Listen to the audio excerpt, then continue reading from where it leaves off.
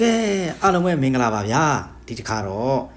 ဝက်အသားတုကြော်နီးလေးကိုကျွန်တော်ရိုက်ကူးတင်ဆက်ပေးတော့မှာဖြစ်ပါတယ်ကျွန်တော်ကတော့ဝက်အသားတုကြော်လေးလှုပ်ရှားခြင်းလို့မို့အခုလိုမျိုးလှုပ်ရှားပြတာဖြစ်ပါတယ်နော်ဟုတ်ကဲ့အသားတုလေးကိုအဲ့လိုမျိုးရေစိမ်ထားပြီးတော့မှဝက်သားကိုလည်းအခုလိုမျိုးတုံးပြီးတော့မှရေတန့်စင်အောင်ဆေးထားလိုက်ပါဗျာ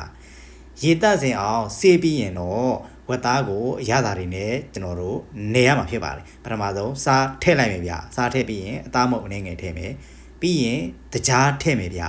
တကြားထည့်ပြီးရင်တော့ခရုစီအနေငယ်ထည့်မယ်နော်ခရုစီအနေငယ်ထည့်ပြီးရင်တော့ပဲငံပြိုင်အနောက်ပဲငံပြိုင်အကြီး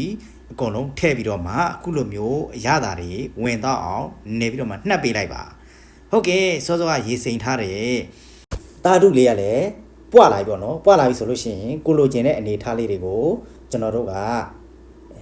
ကတ်ကြီးလေးနဲ့ညှက်ပေးရမှာဖြစ်ပါတယ်ကတ်ကြီးလေးနဲ့မညှက်ချင်ဘူးအလုံးလိုက်ကြော်ချင်တယ်ဆိုလို့ရှိရင်လည်းကြော်လို့ရပါတယ်ဗျာကျွန်တော်ကတော့အလုံးလိုက်မကြော်ချင်လို့မို့ခုလိုမျိုးအသားတုလုံးလေးတွေကိုအလေကောင်ကနေပြီးတော့ကတ်ကြီးလေးနဲ့ညှက်ပစ်လိုက်တယ်ဗျာအသားတုလေးလည်းအဲ့လိုမျိုးညှက်ပြီးရင်တော့ကြက်သွန်ဒီကိုလည်းအခုလိုမျိုးကျွန်တော်တို့နှုတ်လီထားလိုက်မယ်ဗျာကြက်သွန်ဒီလေးအဲ့လိုမျိုးနှုတ်လီပြီးရင်တော့ကြက်သွန်ဖြူကိုဓာပြရိုက်ပြီးတော့မှအခုလိုမျိုးနှုတ်ဆင်းထားလိုက်ပါကြက်သွန်ဖြူလေးကိုလည်းအဲ့လိုမျိုးဆင်းပြီးရင်တော့ဂျင်းကိုလည်းဓာပြရိုက်ပြီးတော့မှနှုတ်ဆင်းထားလိုက်ပါနော်ကဲအဲ့ဒါဆိုလို့ရှိရင်ဝက်အသားတုကြော်လေးစကြော်လိုက်ရအောင်မြို့ပေါ်မှာအို့တယ်ပြီးတော့မှစီထည့်လိုက်ပါဗျာစီပူးလာပြီဆိုလို့ရှိရင်ကတော့ကြက်သွန်ဒီဂျင်းကြက်သွန်ဖြူတွေကိုထည့်ပြီးတော့မှအခုလိုမျိုးစီတက်လိုက်ပါအနေငယ်မှွေပေးပြီးရင်တော့နိုင်နှွေးမုံလေးထည့်ပြီးတော့မှကြော်ပေးလိုက်ပါနော်ကြက်သွန်ဒီလေးအနေငယ်နွမ်းလာပြီဆိုလို့ရှိရင်ကတော့စောစောနှက်ထားတဲ့ဝက်သားတွေကိုထည့်ပြီးတော့မှကြော်လိုက်ပါဗျာ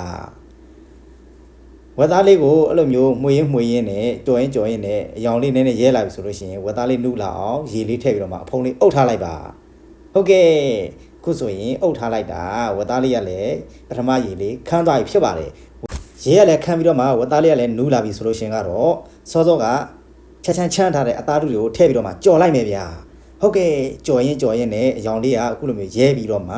ဝက်သားလေးကလည်းနူးလာပြီဆိုလို့ရှိရင်ကတော့နှမ်းလှော်လေးကိုလည်းအဲ့လိုမျိုးဖြူပြီးတော့မှမှွေပေးလိုက်ပါဗျာဟုတ်ကဲ့အခုဆိုလို့ရှိရင်ကတော့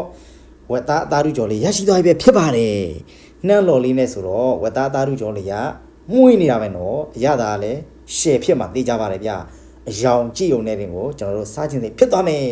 ဝက်သားအသားတုကြော်လေးဖြစ်ပါတယ်ဗျာဟုတ်ကဲ့ဒီကြော်နီးလေးကိုကြည့်ပြီးတော့မှဝက်သားအသားတုကြော်လေးကြော်စားနိုင်ပါတယ်ဗျာဟုတ်ကဲ့နောက်လေကျွန်တော်ဘာတွေချက်ပြကြော်ပြသွားမလဲဆိုတာသိချင်တော့ကျွန်တော်ရဲ့ YouTube channel လေးကို subscribe တာလုပ်ထားလိုက်ဗျာဒါကတော့ကျွန်တော်ကိုယ်တိုင်ကြော်ထားတဲ့ဝက်သားအသားတုကြော်ပဲဖြစ်ပါတယ်ဗျာ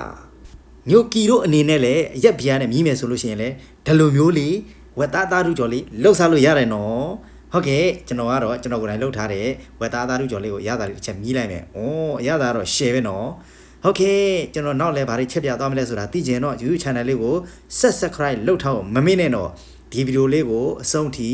ကြည့်ရှုအားပေးကြသူအားလုံးကိုအထူးပဲကျေးဇူးတင်ပါတယ်ဗျာ။နောက်လည်းဘာတွေချက်ပြသွားမလဲဆိုတာသိချင်ရင်တော့စောင့်မျှော်ကြည့်ရှုအားပေးကြပါဦးနော်။ကျေးဇူးတင်ပါတယ်တတာဘိုင်ဘိုင်